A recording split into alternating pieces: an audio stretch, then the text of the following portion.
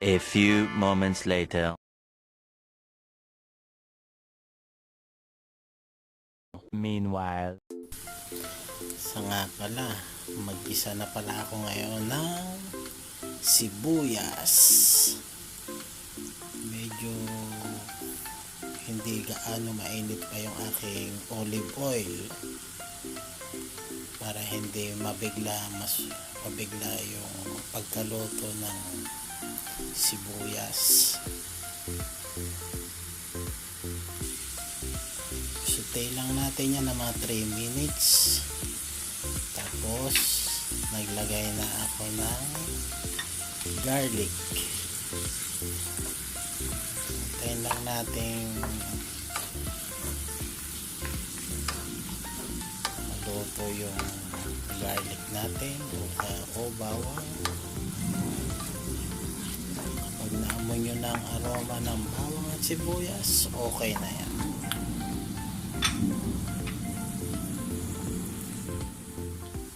Yan, okay na. At inilagay ko na yung carrot. Yung carrot pala, yung maninipis na pahaba ang ginawa ko.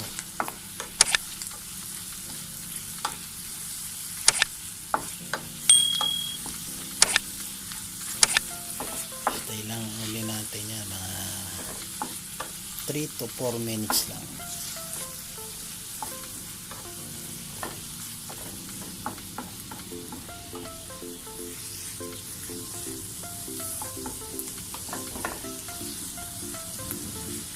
Halu-haluin lang natin siya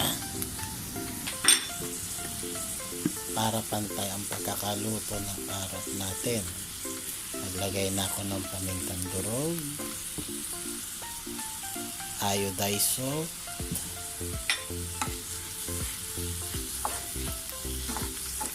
haluin lang natin.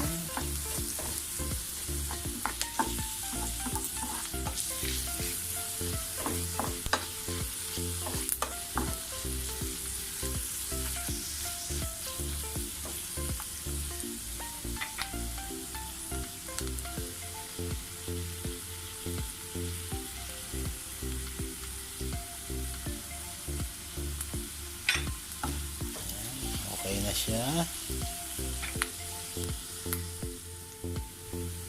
Pagkatapos ilagay natin ang ating sotanghon. Ibinabad ko pala ang sotanghon ng mga 5 minuto sa tubig. Ayan, haluin lang natin siya.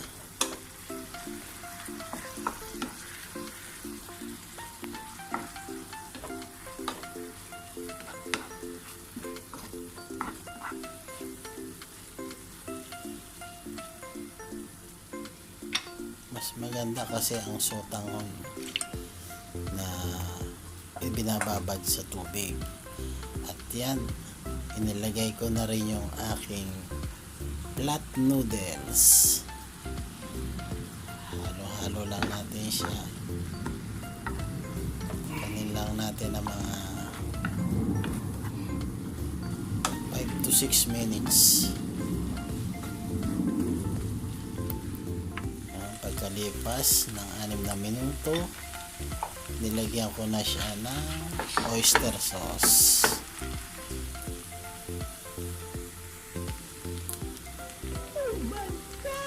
At saka soy sauce.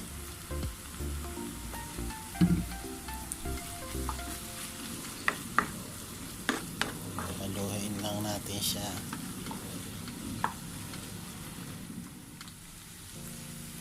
Ito, sinunod ko na ang red bell pepper. Sa nga pala, ang aking recipe ngayon ay sotanghon and flat noodles with canned tuna. Ayan, nilagay ko na yung ating tuna. Sa nga pala, naglagay pala ako ng konting bechin dyan.